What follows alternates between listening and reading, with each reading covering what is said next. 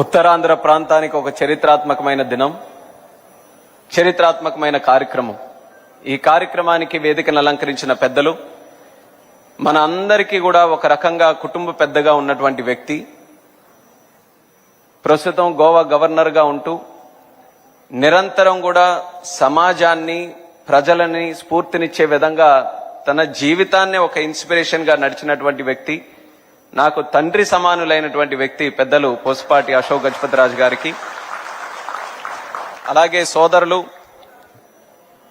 యువ నాయకత్వానికి ఒక ఆదర్శవంతమైనటువంటి నాయకత్వంతో ముందుకు నడిపిస్తున్నటువంటి రాష్ట్ర ఐటీ మరియు ఎడ్యుకేషన్ మినిస్టర్ వర్యులు సోదరులు లోకేష్ అన్న గారికి, అలాగే పెద్దలు, స్పీకర్, కుటుంబ సభ్యులందరూ కూడా, వేదిక మీద ఉన్నవారు అందరూ కూడా కుటుంబ సభ్యులే, అయ్యన్న పాత్రుడు గారు, స్థానిక శాసనసభ్యులు గంటా శ్రీనివాసరావు గారు, అలాగే ఈ యొక్క కార్యక్రమానికి ప్రత్యక్షంగా పరోక్షంగా వెనక ఉంటూ ఇది ఎట్టి పరిస్థితుల్లో జరగాలనే ఆలోచనతో ఎంతో సహకారం అందించినటువంటి శాసనసభ్యురాలు సోదరిమణి అదితి అశోక్ గజపతిరాజు గారు, అలాగే జిఎంఆర్ గ్రూప్ నుంచి రిప్రజెంటేషన్గా ఈరోజు వచ్చినటువంటి రాజు గారు, ఈ నా ముందున్నటువంటి నాయకులు, అధికారులు, అనధికారులు, ఉత్తరాంధ్ర ప్రాంతం నుంచి ఎంతో ఉత్సాహంగా ఇందులో పాల్గొంటున్నటువంటి నా సోదర సోదరిమణులందరికీ కూడా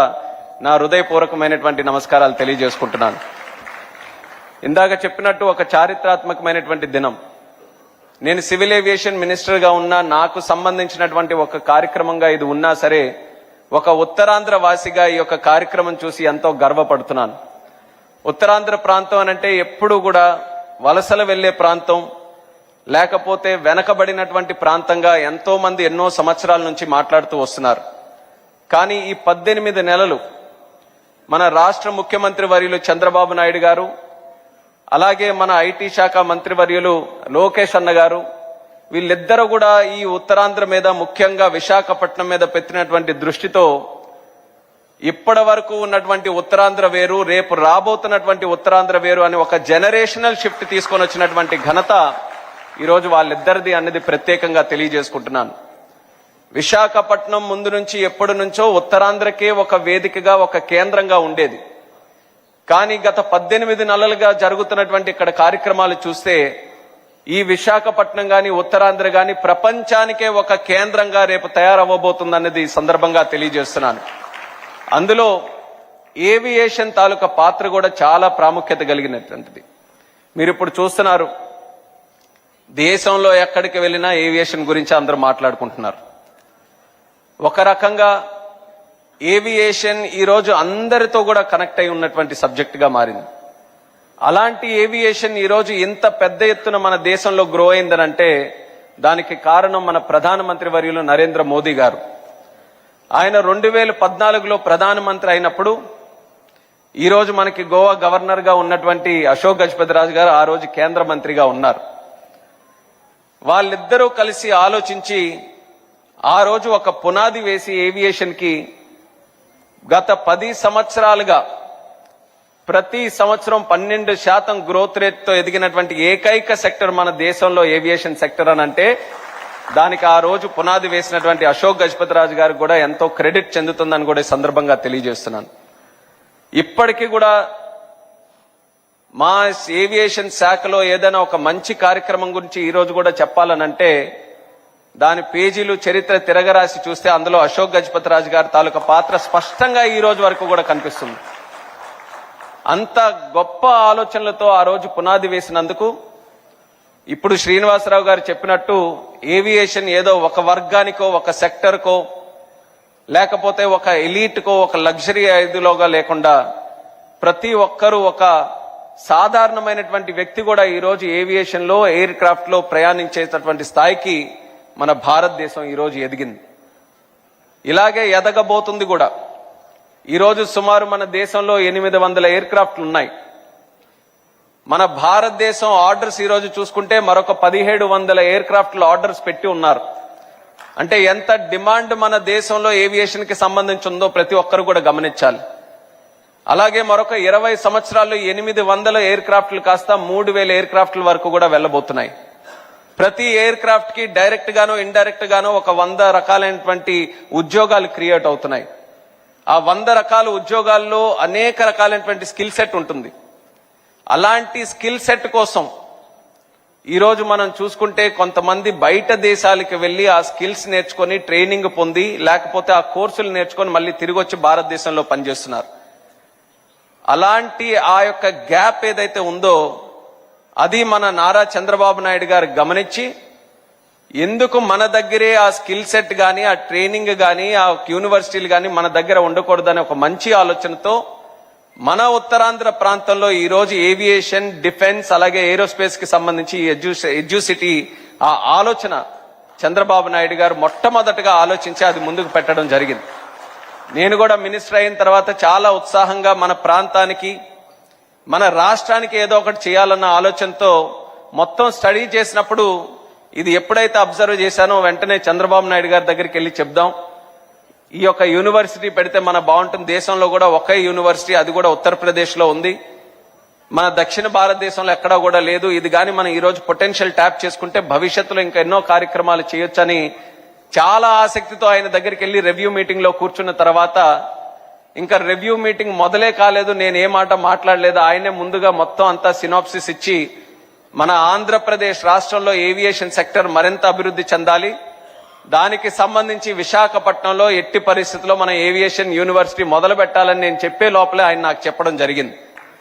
అంటే చంద్రబాబు నాయుడు గారి తాలూకా ఆలోచనలు ఏ రకంగా పనిచేస్తాయనడానికి అదొక ప్రత్యేకమైనటువంటి ఉదాహరణ. అగ్రికల్చర్ గాని, సోషల్ వెల్ఫేర్ గాని, లేకపోతే ఇన్ఫ్రాస్ట్రక్చర్ డెవలప్మెంట్ గాని, ఇవన్నీ కూడా తరచూ వచ్చేటటువంటి సబ్జెక్ట్స్. అందులో ముందంజలో ఉండడం అనేది సర్వసాధారణం.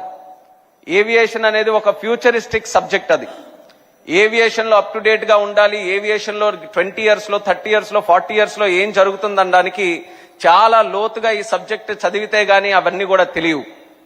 కానీ చంద్రబాబు నాయుడు గారి తాలూకా ఆలోచనలు మాత్రం ఎలాంటి సబ్జెక్ట్ అయినా ఎంత లోతులో ఉన్నాలన్నా ఆయన తాలూకా విజన్ ఎలా పనిచేస్తుందనంటే ఏ సబ్జెక్ట్ లో 30 సంవత్సరాలు 40 సంవత్సరాలు దేశం ఏం ఆలోచిస్తుంది, ప్రపంచం ఏం ఆలోచిస్తుంది, దానికి తగ్గట్టుగా మనం ఏం ఆలోచించాలన్నది అది ఆలోచించే శక్తి కలిగిన ఏకైక నాయకుడు మన నారా చంద్రబాబు నాయుడు గారని తెలియజేసుకుంటున్నాను.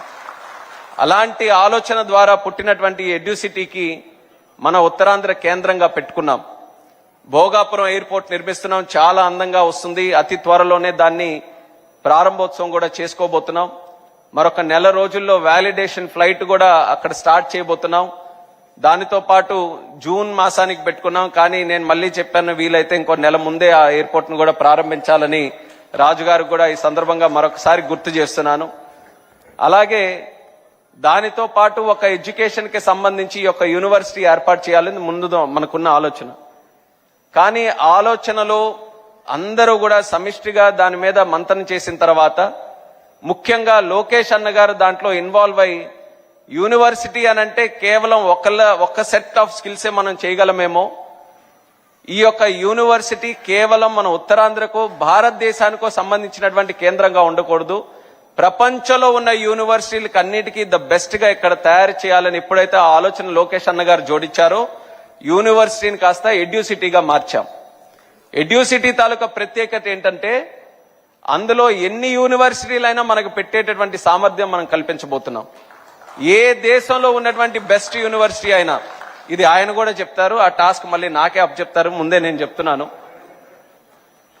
అమెరికాలో గాని, యూకేలో గాని, ఆస్ట్రేలియాలో గాని ఎక్కడెక్కడైతే ఏవియేషన్ కి సంబంధించినటువంటి బెస్ట్ యూనివర్సిటీలు, బెస్ట్ కాలేజెస్ ఏవైతే ఉన్నాయో వాటన్నిటికీ కూడా ఈ ఎడ్యుసిటీ ఒక కేంద్రంగా మారాలి, ఒక వేదికగా మారాలనే ప్రయత్నంతో రేపు రాబోతున్న రోజుల్లో మనం కృషి చేయబోతున్నాం. ఇందాకే నేను చెప్పాను ఎంత డిమాండ్ మనం క్రియేట్ చేస్తున్నామని భారతదేశంలో. అయితే ఈ యొక్క యూనివర్సిటీ ఎడ్యుసిటీలో చదివేటటువంటి వ్యక్తులు కేవలం మన డొమెస్టిక్ డిమాండ్ కి సంబంధించిన వాళ్లే కాదు, ప్రపంచంలో కూడా ఎక్కడైనా పనిచేసేటటువంటి సామర్థ్యం వాళ్ళకి కల్పించాలనేది మన ఆలోచన. ఇందులో వెనకున్నటువంటి ఆలోచన, మనం ఎప్పుడు కూడా ఉత్తరాంధ్ర ప్రాంతం నుంచి పని కోసం బయటికి వెళ్లే రోజుల నుంచి ఇక్కడ పని కోసం వెతుక్కుంటూ, ట్రైనింగ్ కోసం వెతుక్కుంటూ, స్కిల్లింగ్ కోసం వెతుక్కుంటూ మన ఉత్తరాంధ్ర ప్రాంతం వచ్చే విధంగా రేపు ఈ యొక్క విశాఖపట్నం మన తాలూకా ఉత్తరాంధ్ర ప్రాంతం తయారవబోతుందని తెలియజేసుకుంటున్నాను. అలాగే ఈ స్థాయి వరకు ఇది వచ్చిందనంటే దానికి ప్రత్యేక ధన్యవాదాలు అశోక్ గజపతి రాజు గారికి, మాన్సాస్ ట్రస్ట్ కి, అదితి అక్క గారికి, వాళ్ళందరికీ కూడా తెలియజేయాలి. జనరేషన్స్ గా వాళ్ళ తాలూకా కుటుంబం మన ఉత్తరాంధ్ర ప్రాంతానికి చేసినటువంటి కార్యక్రమాలు మనం ఎప్పటికీ కూడా మర్చిపోలేం. ఈరోజు ఉత్తరాంధ్రలో ఎన్ని కుటుంబాలు మన ఉమ్మడి 3 జిల్లాల్లో ఉన్నాయో ప్రతి ఒక్కరూ ప్రత్యక్షంగా గాని పరోక్షంగా గాని వాళ్ళ తాలూకా సహకారం పొందిన వాళ్ళే, వాళ్ళ ద్వారా ఇన్ఫ్లుయెన్స్ అయిన వాళ్ళే, వాళ్ళ ద్వారా ఎన్నో విషయాలు నేర్చుకొని జీవితంలో పైకి వచ్చినటువంటి వారే. ఇది వాస్తవమైనటువంటి విషయం. ఎవరు ఒప్పుకున్నా లేకపోయినా సరే మన ఉత్తరాంధ్రలో ఒక రకంగా పూసపాటి అనేటటువంటి కుటుంబం ఉండడం మనం చేసుకున్నటువంటి అదృష్టం అనేది కూడా సభాముఖంగా తెలియజేసుకుంటున్నాను. మనం రోజు దాని గురించి మాట్లాడకపోవచ్చు, మనం రోజు దాని గురించి ప్రత్యేకంగా అనుభవించకపోవచ్చు, కానీ ప్రతి కుటుంబంలో కూడా వాళ్ళ తాలూకా పాత్ర ప్రత్యేకంగా కనిపిస్తుంది. ఈ రోజుకి కూడా మీరు చూడండి, ప్రపంచంలో ఎన్నో రాజుల కుటుంబాలు ఉన్నాయి, ఈ రోజు వరకు కూడా ఉన్నాయి.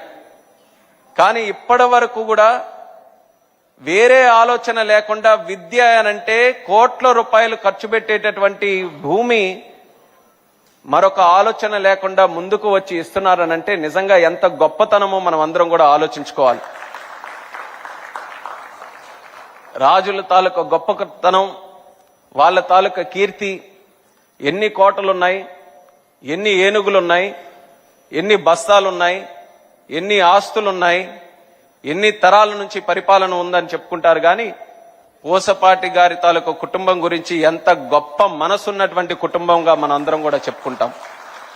అటువంటి వారు ఎందులో కూడా వాళ్ళ తాలూకా సహకారం అందించి ఫ్యూచర్ జనరేషన్స్ కి ఎంతో ఉపయోగపడేటటువంటి యొక్క ఏవియేషన్ ఎడ్యుసిటీకి సుమారు 136 ఎకరాలు ఇవ్వడం అనేది ఉత్తరాంధ్ర ప్రాంతం అందరి తరపున కూడా ప్రత్యేకంగా మనస్ఫూర్తిగా మా తాలూకా ధన్యవాదాలు ఆయనకి తెలియజేసుకుంటున్నాను. అలాగే ఒక పక్కన వాళ్ళ కుటుంబం, మరొక పక్కన జిఎంఆర్ గారు, ఆయన కూడా మన ఉత్తరాంధ్ర ప్రోడక్ట్. ఒక సాధారణమైనటువంటి కుటుంబం నుంచి అంచెలంచెలుగా ఒక ఆంట్రప్రెన్యూర్ గా ఎదిగి ఈరోజు భారతదేశంలోనే ఒక ప్రఖ్యాతి చెందినటువంటి ఒక వ్యాపారవేత్తగా ఎదిగి మన ప్రాంతానికి కూడా ఎంతో గౌరవం తీసుకొని వచ్చినటువంటి వ్యక్తి. ఈ 2 బ్రాండ్స్ కూడా కలిసి మాన్సాస్ అలాగే జిఎంఆర్ ఇద్దరు కూడా ఎంతో విలువలకి, ఆ హ్యూమన్ టచ్ కి, వీటన్నిటికీ కూడా చాలా ప్రాధాన్యత ఇచ్చినటువంటి బ్రాండ్స్ ఈ 2 కూడా. అలాంటివి తిరిగి మన ప్రాంతంలో ఇంత గొప్ప ఇన్స్టిట్యూషన్ ఏర్పాటు చేయడానికి ఇద్దరు తాలూకా కలయిక మన ప్రాంతానికి ఇంకా మరింత శక్తినిచ్చే విధంగా ఈ యొక్క ప్రాజెక్టు కూడా భవిష్యత్తులో రాబోతుంది. మరి వాళ్ళిద్దరికీ కూడా ప్రత్యేకమైనటువంటి ధన్యవాదాలు మరొకసారి వేదిక ద్వారా తెలియజేసుకుంటున్నాను. ఇది ప్రారంభం మాత్రమే. ఇంకా మనం చేయాల్సింది, మనం చూడాల్సినటువంటిది చాలా ఉంది. అంచెలంచెలుగా రాజుగారికి కానీ మాకు కూడా ఒక రకంగా ఇదేంటంటే అన్నొచ్చింది మాట్లాడిన తర్వాత మాకు టైం లైన్ ఏమిస్తాడనేది మేము ఇద్దరం కూడా ఆలోచించుకుంటున్నాం. 6 నెలల 1 సంవత్సరం అయ్యేదనేది, కానీ అన్న ఏ టైం లైన్ ఇచ్చినా ఛాలెంజ్ గా తీసుకొని చేస్తామని కూడా నా తరపున ఈ సందర్భంగా తెలియజేసుకుంటున్నాను. ఇందులో మన ప్రాంతానికి ఖచ్చితంగా ఈ యొక్క హబ్ రావాల్సినటువంటి అవసరం కూడా మనకెంతో ఉంది. దేశం, ప్రపంచంలో ఏవియేషన్ తాలూకా సబ్జెక్ట్ మీద రేపు రాబోతున్నటువంటి టెక్నాలజీస్, ఎన్నో రీసెర్చ్, ఎంతో ఇన్నోవేషన్ కూడా ఇందులో జరుగుతుంది. ఆ సబ్జెక్ట్ మీద మనకి స్కిల్ సెట్ కావాలి. మనం ఇన్ఫ్రాస్ట్రక్చర్ గ్రో చేస్తున్నాం. లాస్ట్ 10 years లో 74 నుంచి సుమారు 164 ఎయిర్పోర్ట్స్ మనం దేశంలో క్రియేట్ చేసుకున్నాం. మరొక 200 ఎయిర్పోర్ట్స్ నెక్స్ట్ 20-25 years లో క్రియేట్ చేయాలన్న ఆలోచనతో ఉన్నాం. ఉన్న ఎయిర్పోర్ట్ని మనం ఎక్స్పాండ్ చేస్తున్నాం. ఎయిర్ క్రాఫ్ట్ ఫ్లీట్ ని మనం పెంచుతున్నాం. ఏవియేషన్ కి సంబంధించినటువంటి అనేక వెక్టర్స్ లో మనం అన్ని గ్రోత్ ఈ రోజు ఇచ్చేస్తున్నాం. ఇంత ఇన్ఫ్రాస్ట్రక్చర్ క్రియేట్ చేసిన తర్వాత అవసరమైనటువంటిది ఏంటంటే స్కిల్ ఉన్నటువంటి జనాభా కావాలి, అందులో పనిచేసే వ్యక్తులు కావాలి. అది జరగాలనంటే అంత కెపాసిటీతో మనం ట్రైనింగ్ చేయించుకోవాలి. ఈరోజు మినిస్టర్గా వాస్తవంగా చెప్తున్నాను, ట్రైనింగ్ కెపాసిటీ ఇంకా మెరుగుపడాల్సినటువంటి అవసరం మన దేశంలో ఉంది. ఈరోజు ఆంధ్రప్రదేశ్ రాష్ట్రం అది లీడ్ తీసుకొని ఈ యొక్క కేంద్రం పెట్టడం వల్ల ఈ రోజు ఉన్నటువంటి డిమాండే కాకుండా రేపు రాబోతున్నటువంటి డిమాండ్కి కూడా అడ్రస్ చేయడానికి ఇది చాలా చక్కగా ఉపయోగపడుతుందని నేను కూడా నమ్ముతున్నాను. అందరం కూడా కలిసికట్టుగా ఇది ప్రపంచంలోనే ఒక ఉన్నతమైనటువంటి ఒక ఏవియేషన్ కి సంబంధించిన ఎడ్యూసిటీగా తయారు చేయడానికి మేమందరం కూడా దీనికి సంబంధించి కృషి చేస్తామని తెలియజేసుకుంటూ, ఈరోజు పార్లమెంట్ ఉన్నా సరే ఇది ఒక గొప్ప కార్యక్రమం. ఇది ఎట్టి పరిస్థితుల్లో దీన్ని అటెండ్ అవ్వాలని కొంత సమయం తీసుకొని ఈ రోజు ఇక్కడికి వచ్చి ఇది అటెండ్ అవుతున్నాను. ఇది అయిన వెంటనే మళ్ళీ పార్లమెంట్ కూడా వెళ్ళి అటెండ్ అవ్వాలి. కానీ ఇది ఎప్పటికైనా సరే ఒక ఉత్తరాంధ్రలో ఒక ప్రముఖమైనటువంటి ఆర్గనైజేషన్ గా, ఒక సంస్థగా ఖచ్చితంగా ఇది ఉండిపోతుంది. ఆ నమ్మకంతో అందరూ కూడా దీనికి సంబంధించి ఏ అవకాశం ఉన్నా అందరూ కూడా అసోసియేట్ అయి మీ తాలూకా ఆశీస్సులు, మీ తాలూకా సహకారం ఎల్లప్పుడూ కూడా ఈ ఎడ్యూసిటీకి అందించాలని మరొకసారి ఈ సందర్భంగా కోరుకుంటూ, అందరూ కూడా ఇందులో విచ్చేసి పాల్గొన్నందుకు ప్రత్యేక ధన్యవాదాలు తెలియజేస్తూ మీ అందరి దగ్గర సెలవు తీసుకుంటున్నాను. Thank you.